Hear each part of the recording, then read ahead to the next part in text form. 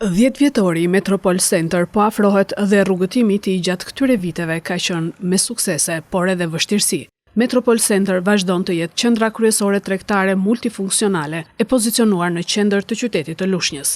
Bizneset që janë pjesë e qendrës Metropol tregojnë eksperiencat e tyre si dhe momentin e vështirë kur u përballen me zjarrin që u shkaktoi dëme të konsiderueshme ekonomike, por me rikonstruktimin e Metropol ata u rikthyen përsëri me bizneset e tyre. Që kur jeni bërë pjesë e kësaj qendre tregtare? Ne jemi bërë pjesë e kësaj qendre tregtare që momentet e para që kjo është hapur. Si ka ndryshuar biznesi juaj që kur jeni bërë pjesë e kësaj qendre? Gjërat kanë vajtur për mirë, për mbar, jemi shumë herë më mirë se në momentet e para 10 viteve në evolim të bizneseve tona, por te efekteve negative të themi që shterimi i popullsisë. Çfarë kujtoni nga dita parë e hapjes suaj? Kishte një preferencë të gjithë komunitetit të rrethit Lushnjës dhe zonave përreth, dhe nga i momentet dhe sot klientët kanë qenë korrekt dhe ne ndaj tyre që i kemi ofruar çmime dhe cilësinë e duhur. Cilat janë sfidat më të mëdha që keni kaluar si biznes brenda qendrës dhe si keni kapërcyer ato? Përkujtimi më i keq është 25 dhjetori i 2023-shit, i cili qendra psoi një dëmtim. Por fal Zotit u patëm dëme në njerëz dhe me bashkëpunim me stafin drejtues të qendrës e rihapëm edhe vum prapë në eficiencë. Një fjalë të vetme, si do ta përshkruani këtë përvojë 10 vjeçare në qendrën tregtare? Arsyeja janë më të shumta, por shpreha e urtë popullore thotë guri i rënd vend vet. Unë i bëj thirrje gjithë brezit të ri të shikojnë ndërtojnë jetën e tyre në vendin e tyre. Që kur jeni bërë pjesë e kësaj qendre tregtare? Unë jam Bardha.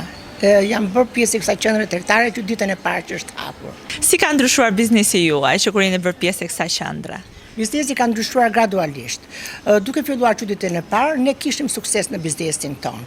Pastaj duke punuar shumë edhe duke u përkushtuar punës me zgjedhjet tona, filluam ta ngrenim biznesin në një mënyrë që të na respektonin dhe qytetet e tjera të Shqipërisë. Çfarë kujtoni nga dita parë e hapjes? Dita parë e hapjes ishte një ditë shumë e bukur për ne, për qendrën, për qytetin.